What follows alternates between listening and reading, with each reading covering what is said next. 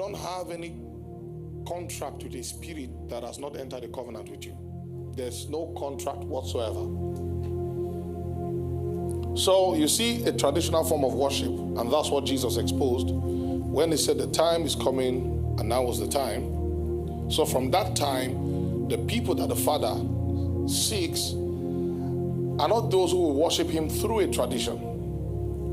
No, there must be some form of intimacy now to worship, because the one who worships God must know the God he worships. So he said, this person will worship the Father in spirit. Please, off your phones. Please. Please. I will not walk out, but I may seize your phone. I don't have stature. I don't have the stature like my father. And then you see me pointing on YouTube. You'll say, that's what they always do to me. I don't know why. Makilo Basa. So, traditional worship ends. And then we now have spiritual worship.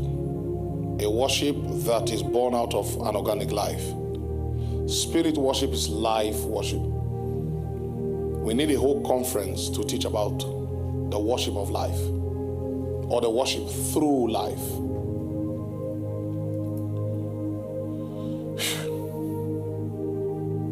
Spirits are sustained. Am I free to say deep things here? This is a school of prophets, so. Spirits are sustained through the life you give them. Do you know you can actually give life to a demonic oppression? You can feed it your life. You feed it your attention. You feed it your emotion.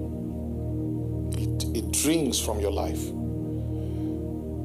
And from there it has a manifestation. It will become more real to you the more you feed life to it. Why is it that a man can pick a stone and begin to worship a stone, and all of a sudden the stone begins to answer his prayers? They do that in Africa. They pray to woods and stones. You see, it was a natural resources, but when life is given to it, it becomes a portal. It becomes a gateway through which a man can access diverse spirits. Now, the difference between that gateway prophet and God is that God doesn't want to be accessed that way. So you may access territorial demons, spirits, wandering spirits, when you give life to a tree or a stone, making it a portal to the other side, but you cannot access God that way. That's the only difference. So if you pick this talit now and you put it here, and you kill animals to it, and you begin to feed this talit life, after some time, a spirit will begin to speak to you. Because spiritual realities are sustained by life.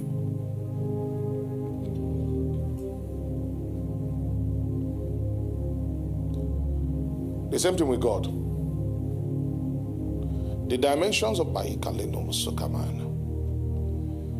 the life of God is manifest when the life of man is consumed. Does it make sense to you? Have you read where the Bible said the zeal of the Lord has eaten this one up? The more, he said, draw near unto me and I will draw near unto you. He doesn't make this thing. You have to give yourself. And then because you've given yourself, he would be given to you. And so, like I've always thought, a spirit is not giving you a thing by putting it in your hands. Spirits give you things by making it available and making you aware that it's available. That's the highest they can do. But the measure of that which has been received, which has been released, the measure of that thing you can carry is dependent on your own hunger. So 10 of us can come before God, but different measures of God will be measured into us. Determined by the hunger for God we have. That's why one of the spiritual blessings a man has is actually hunger. It's a blessing. To be hungry for God is a blessing on its own. Now, you cannot expect spiritual dimensions to manifest in your life while you want to keep your life. Even Jesus preached against it. He said, he that keeps his life will lose it. But he that loses his life for my sake, because you can lose your life for the sake of another spirit. You can lose your life for the sake of different things. I know the way the economic structure is here, it has been positioned in such a way that you have to work to survive. I can't wait to run back to Nigeria because they are taxing, everything here is taxed. Maybe if I stay here too long, they'll say, hey, you've not paid your tax. To park is tax. Very soon to breathe is tax. So, are you seeing how? Am I free to speak? Are you seeing how a territory can actually mold the life of a people? The one that has conditioned the territory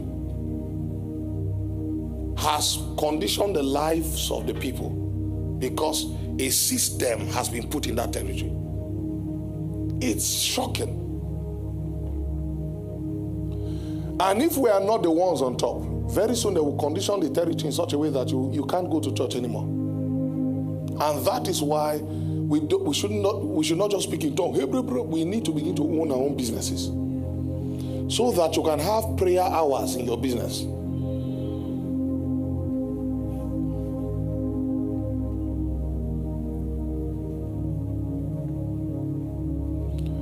So a lot of people, they've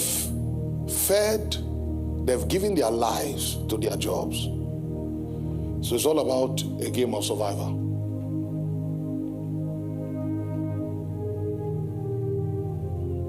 Wide eyes mystified, may we be just like a child, staring at the beauty of our King. Wide eyes mystified, may we be just like a child, staring. My God, my God, my God, my God, my God. May we never lose our wonder, my God. Malakosima. May we never lose our wonder. It's enough to make you cry.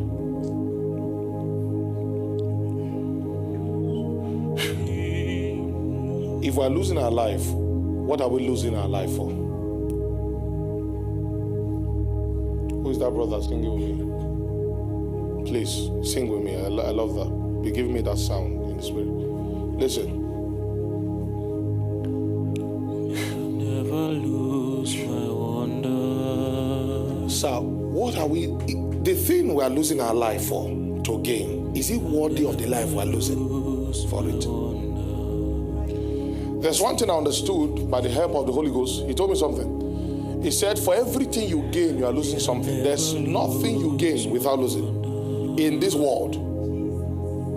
As you are gaining every day, you know you are losing age.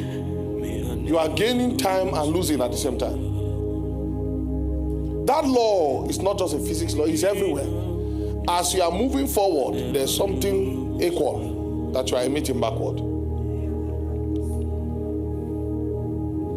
There is no gain without loss. And this is what this world doesn't want you to know. This world wants you to see the gain, but not count the loss. And when I saw that by the Holy Ghost, I now began to investigate. If I'm gaining a thing, is what I'm losing to gain this thing worth it? That's one of the ways you number your days. By identifying the thing that is being lost so that I can gain what I'm gaining. So Jesus said, what shall it profit a man to gain the world and to lose his soul? if stop, won't travel into. So at the end of the day, there's no gain without loss. If you want to gain new realms in the spirit, prepare to lose something. Prepare to lose the former just to gain the latter.